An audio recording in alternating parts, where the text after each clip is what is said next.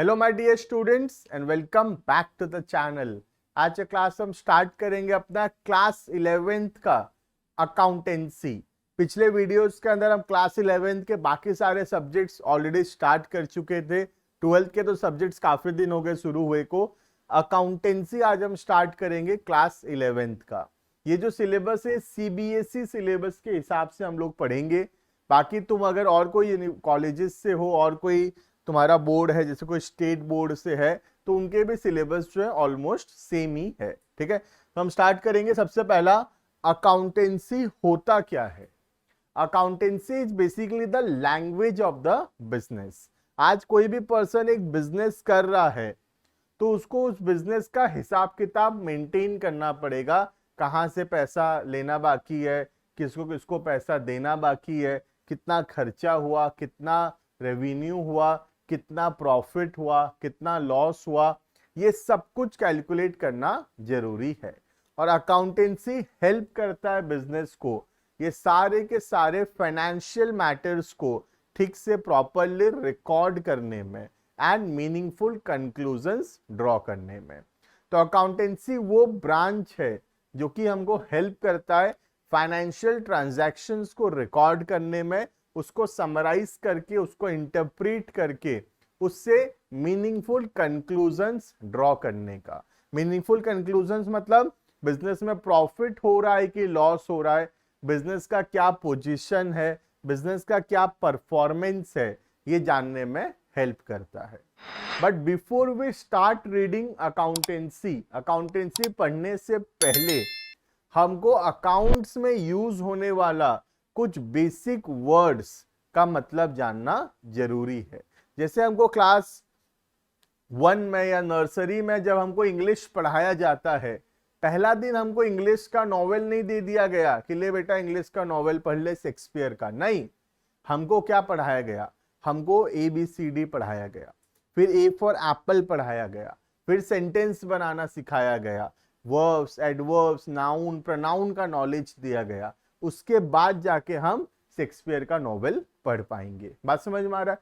Similarly accountancy पढ़ने के लिए पहला दिन अकाउंटेंसी नहीं सीखा जा सकता।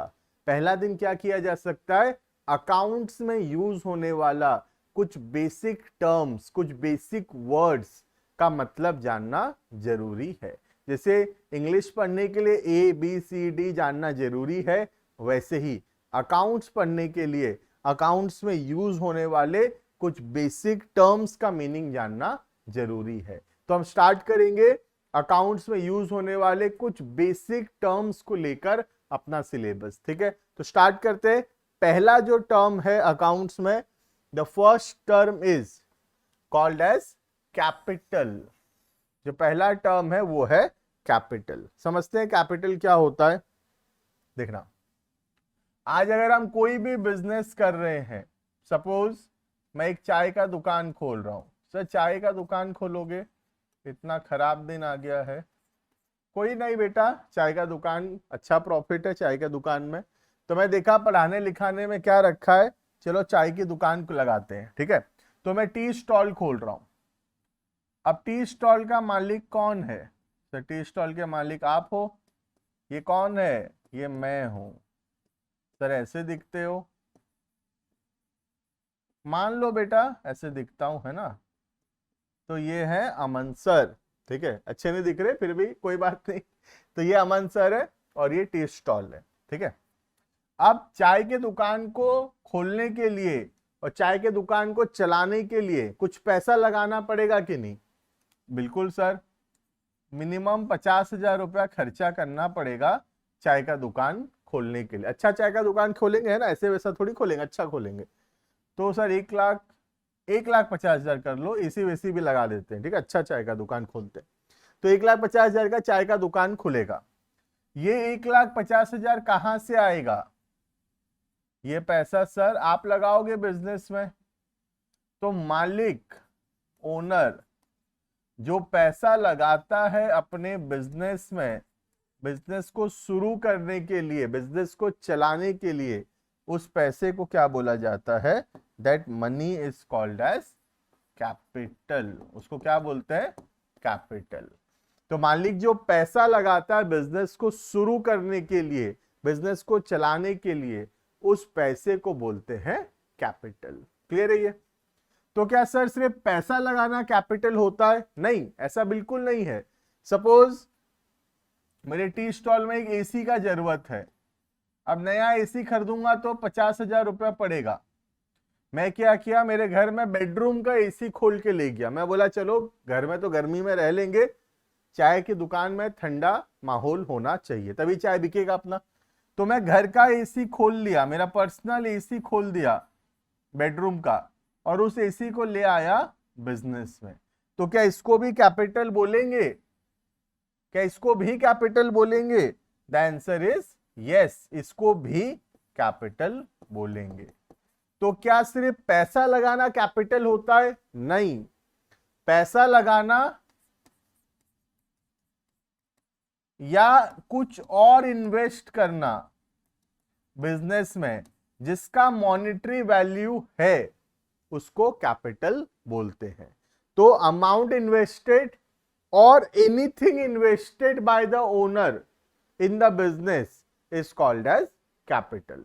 अब हम यहां पे वर्ड्स में यूज नहीं कर रहा हूं, जैसे यहां पे गुड्स या एसेट अगर मालिक इन्वेस्ट कर रहा है तो भी वो कैपिटल होगा। तो ये एनीथिंग का मतलब गुड्स या एसेट है। अभी हम वो वर्ड यूज नहीं कर रहे, क्योंकि अभी आगे चल के हम सीखेंगे गुड्स क्या होता है या एसेट्स क्या होता है। ठीक है, तो अभी के लिए तुम समझो, मनी और anything invested by the owner in the business is called as capital. Clear है व्हाट इज कैपिटल? चलो रीड करके देखते हैं what is capital. Capital is the amount invested by the owner in the business. Capital क्या है? जो पैसा मालिक लगाया है बिजनेस में, उस पैसे को बोलते हैं capital. It can be in the form of money, it can be in the form of money, पैसा हो सकता है, और एनीथिंग हैविंग मॉनेटरी वैल्यू। तो या तो मनी में हो सकता है या anything having a monetary value. Clear है? सर मालिक को और क्या क्या बोलते हैं? मालिक का कोई निकनेम है क्या? बिल्कुल, मालिक का निकनेम है। देखना, अगर मैं अकेला बिजनेस कर रहा हूं तो मालिक को क्या बोलते हैं? मालिक is also called as proprietor. मालिक को क्या बोलते हैं? प्रोप्राइटर। अगर 2-3 लोग मिलके बिजनेस कर रहे हैं तो the owner is called as partners. और अगर मैं कंपनी बना लूं तो the owner will be called as shareholders. ठीक है, तो ओनर का बहुत सारा निकनेम है। ओनर को प्रोप्राइटर भी बोलते हैं इन केस ऑफ प्रोप्राइटरशिप, पार्टनर भी बोलते हैं इन case of partnership, and share holders भी बोलते हैं इन केस ऑफ कंपनी। तो जब मैं ओनर बोलूं, प्रोप्राइटर बोलूं, पार्टनर्स बोलूं या शेयर होल्डर्स बोलूं, सबका मतलब जो है मालिक ही होता है। क्लियर है ये?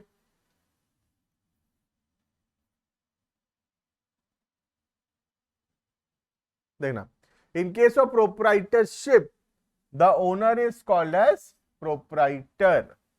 इन case of partnership the owner is called as partners. In case of company the owner is called as shareholders. Clear है? तो ओनर का बहुत सारा नेम हो गया। एक तो ओनर है ही, दूसरा हो गया प्रोप्राइटर, तीसरा हो गया पार्टनर, चौथा हो गया शेयर होल्डर। ठीक है सर, क्या कैपिटल का भी निकनेम है? बिल्कुल बेटा, कैपिटल का भी निकनेम है। Capital is also called as net worth और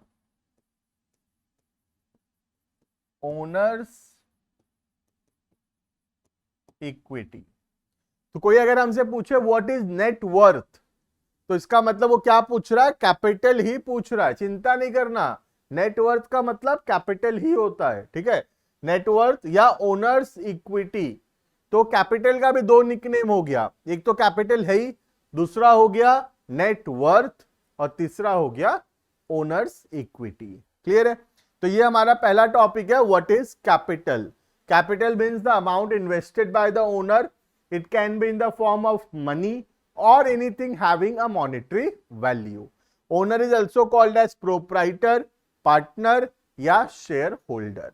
capital is also called as net worth और ओनर्स इक्विटी। क्लियर? जो दूसरा वर्ड है वो है गुड्स। सर गुड्स क्या होता है? बेटा गुड्स ठीक से समझना, गुड्स बहुत इंपॉर्टेंट टर्म है, ठीक है। आज जैसे मेरा कपड़े का दुकान है, ठीक है, I have a cloth shop. तो कपड़े के दुकान में मैं क्या बेचता हूँ? सर कपड़े के दुकान में सब्जी थोड़ी बेचोगे, कपड़े के दुकान में कपड़े बेचोगे। बिल्कुल, वेरी गुड। तो कपड़े के दुकान में मैं क्या बेचता हूं? कपड़े बेचता हूं। तो ये कपड़ा जो है इसको क्या बोलते हैं? This is called as goods. Goods का मतलब है द आइटम्स ऑफ ट्रेड, जो चीज रखा गया है बिजनेस में आगे बेचने के लिए, जो खरीदा गया है या जो मैन्युफैक्चर किया गया है with a intention of resale, जिसको खरीदा गया है या बनाया गया है आगे बेचने के लिए, उसको हम गुड्स बोलेंगे। जैसे कपड़े के दुकान में कपड़ा खरीदा गया है, क्यों खरीदा गया है? उस कपड़े को आगे बेचने के लिए। तो ये जो कपड़ा है ये क्या है? This is goods. क्लियर है? सर क्या कपड़े के दुकान में एसी होगा? बिल्कुल, कपड़े के दुकान में एसी होगा कि नहीं? क्या ये एसी, कपड़े दुकान में लगा हुआ एसी, क्या ये एसी गुड्स है? ठीक से सोच के बताना, क्या ये एसी गुड्स है? The answer is no, AC goods नहीं है। क्यों नहीं है सर एसी गुड्स? क्योंकि एसी खरीदा तो गया है बट उसको बेचने का इंटेंशन नहीं है। हम बेचने के लिए नहीं खरीदे, उसको यूज करने के लिए खरीदे हैं। तो एसी जो है वो गुड्स नहीं है। क्लियर है? सर और एग्जांपल दो। सर देखना, एक और एग्जांपल देता हूं। सपोज एक इलेक्ट्रॉनिक्स दुकान है,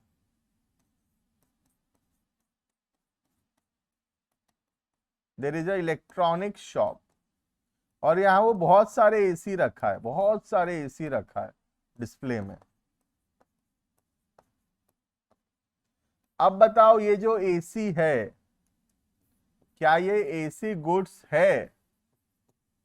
क्या ये एसी गुड्स है?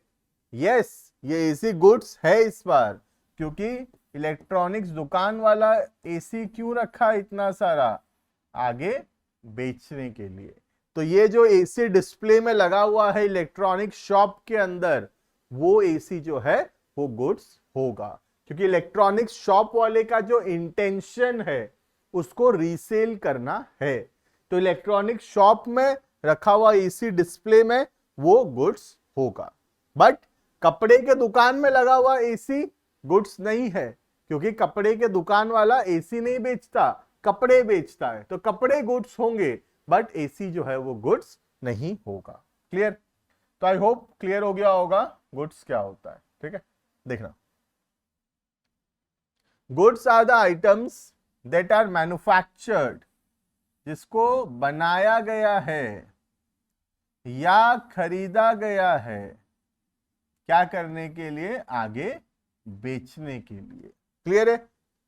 They are the stock of an enterprise, एक बिजनेस का स्टॉक है वो।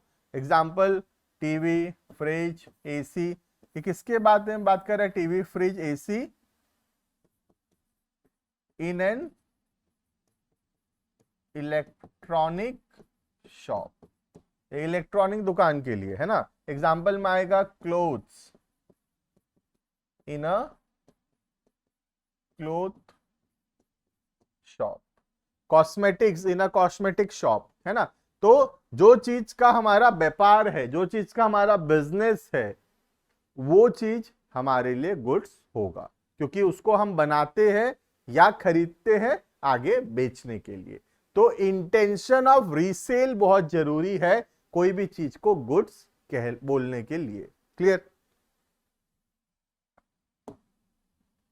Next, purchase. सर परचेज क्या पढ़ाओगे? सर परचेज तो हम बचपन से जानते हैं। परचेज का मतलब होता है सामान खरीदना, राइट? परचेज का मतलब क्या है? कोई भी सामान खरीदना इज परचेज, बट ऐसा नहीं है, ध्यान से समझना, ठीक है? परचेज का मतलब दो चीज है, या तो purchase of raw materials. Purchase means purchase of raw materials.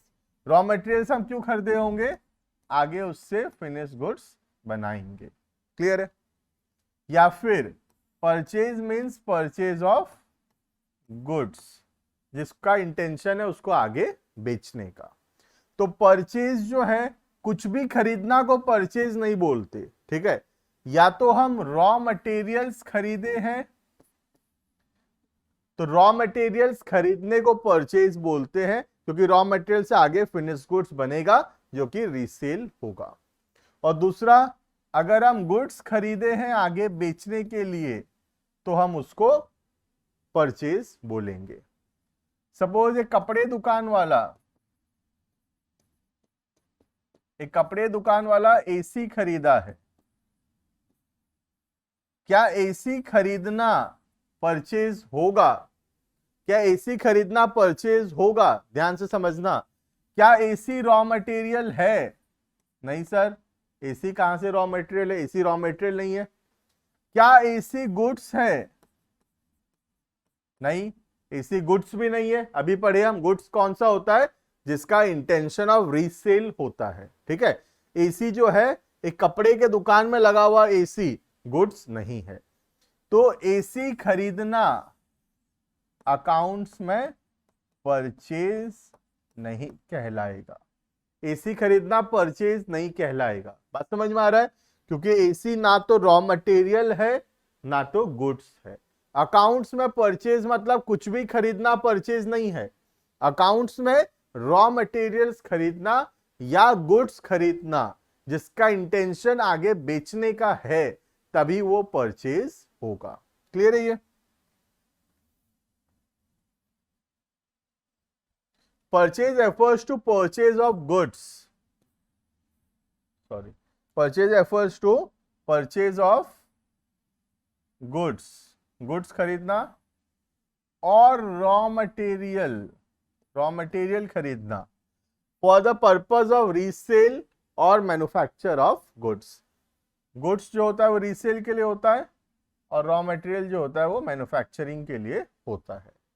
Purchase includes cash purchase and credit purchase. Cash purchase मतलब जब हम सामान खरीदे हैं और साथ ही साथ पैसा दिए हैं, तो उसको बोलते हैं कैश परचेज। और क्रेडिट परचेज का मतलब जब हम सामान खरीदे हैं और फ्यूचर में पैसा देंगे, उधारी में सामान खरीदे हैं। तो अगर हम उधारी में सामान खरीदते हैं, that is called as credit purchase. तो परचेज यहाँ पे दो टाइप का होता है, एक हो गया कैश परचेज, दूसरा हो गया क्रेडिट परचेज। कैश परचेज मतलब जब हम सामान खरीदे हैं और उसी समय पैसा दे दिए हैं। क्रेडिट परचेज मतलब सामान खरीदे हैं, फ्यूचर में पैसा देंगे, that is called as credit purchase. ठीक है? Purchase return. परचेज रिटर्न का मतलब क्या होता है देखना, जब परचेज किया हुआ सामान हम वापस कर रहे हैं कोई भी रीजन से, रीजन इंपॉर्टेंट नहीं है, कोई भी रीजन से अगर हम सामान वापस कर रहे हैं, then that is called as purchase return. तो जब खरीदा हुआ सामान हम वापस कर रहे हैं कोई भी रीजन से, then that is called as purchase return. और इसका एक और नाम है, बहुत फेमस नाम है, रिटर्न आउटवर्ड्स। रिटर्न आउटवर्ड्स, ठीक है? तो रिटर्न आउटवर्ड क्यों बोलते हैं देखना ध्यान से, जब परचेज करते हैं तो सामान आता है बिजनेस में, जब रिटर्न करते हैं तो सामान जाता है बिजनेस से। तो सामान क्योंकि जा रहा है बिजनेस से, इसलिए इसका नाम पड़ गया रिटर्न आउटवर्ड। क्लियर है ये? देखना, goods purchase may be return to the seller for any reason, कोई भी रीजन की वजह से हम वापस कर सकते हैं। Goods are so return are called as, goods जब रिटर्न किया जाता है उसको बोलते हैं परचेज रिटर्न और रिटर्न आउटवर्ड। क्लियर है? तो परचेज रिटर्न या रिटर्न आउटवर्ड एक ही बात है, बट रिटर्न आउटवर्ड नाम याद रखना बहुत इंपॉर्टेंट है, बहुत जगह काम में आता है। ठीक है?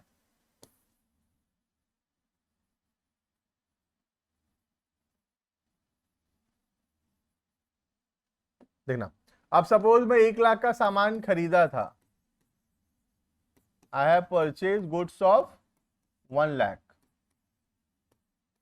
अब मैं रिटर्न कर दिया 10,000 का सामान। ठीक है? 1 लाख का सामान खरीदा था, 10,000 का सामान वापस कर दिया। तो मैं कितना का सामान खरीदा एक्चुअल में?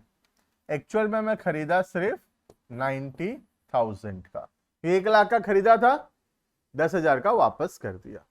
तो ये जो 90,000 है इसको बोलते हैं नेट परचेज। ठीक है? नेट परचेज मतलब purchase minus purchase return. Purchase हो गया 1 लाख, परचेज रिटर्न हो गया 10,000। 1 लाख माइनस 10,000, 90,000 होगा नेट परचेज। ठीक है? ये फॉर्मूला लिखा हुआ है, net purchase equals to purchase 1 lakh minus purchase return 10,000। तो नेट परचेज होगा 90,000 का। क्लियर? नेक्स्ट है सेल्स। सेल्स बहुत आसान है, sale means sale of goods. ठीक है? सेल का मतलब है सेल ऑफ गुड्स, गुड्स बेचने को सेल्स बोलते हैं। सेल्स भी 2 टाइप का होता है, अगर साथ ही साथ पैसा मिल गया है तो उसको बोलेंगे कैश सेल्स, और अगर सामान बेच दिए हैं बाद में पैसा मिलेगा, पैसा बाद में मिलेगा, उधारी में सामान बेचे हैं तो उधारी में सामान बेचने को बोलते हैं क्रेडिट सेल्स। क्लियर है ये? Next sales return. Sales return बिल्कुल सेम कॉन्सेप्ट है। जब बेचा हुआ सामान, हम सामान बेच दिए थे, जब बेचा हुआ सामान कस्टमर वापस कर देता है तो उसको बोलते हैं सेल्स रिटर्न। तो जब सेल किया हुआ सामान कस्टमर वापस कर दे रहा है, then that is called as sales return. सामान वापस आ रहा है ना, सामान वापस आ रहा है, इसलिए sales return is also called as, sales return is also called as return inwards. Return inward क्यों? जब सेल कर रहे हैं तो सामान जा रहा है, जब सेल्स रिटर्न कर रहे हैं तो सामान वापस आ रहा है, तो वापस आ रहा है तो नाम पड़ गया इनवर्ड। ठीक है? देखना, goods sold when return by the purchaser are known as sales return. तो जो सामान हम बेचे थे अगर वो सामान वापस आ जाता है that is called as sales return. Sales return is also known as return inward. Same formula है जैसे नेट परचेज का था, net sale equals to sales minus sales return. Same formula है नेट परचेज का, purchase minus purchase return. Clear है ये? तो ये एक छोटा सा वीडियो बनाए हम लोग जहां पे हम कुछ बेसिक टर्म्स का मीनिंग सीखे, जैसे कि capital, goods, purchase, purchase return, sales and sales return. ठीक है? मिलते हैं आने वाले क्लासेस के अंदर, और बहुत सारे टर्म्स अभी हम लोग पढ़ेंगे, एकदम डिटेल में पढ़ने वाले हम लोग, ऐसे ऊपर ऊपर से नहीं पढ़ाने वाला मैं, एकदम डिटेल में पढ़ेंगे, कॉन्सेप्ट से पढ़ेंगे और बहुत मजा आएगा पढ़ने में। मिलते हैं आने वाले क्लासेस के अंदर। Thank you and bye bye.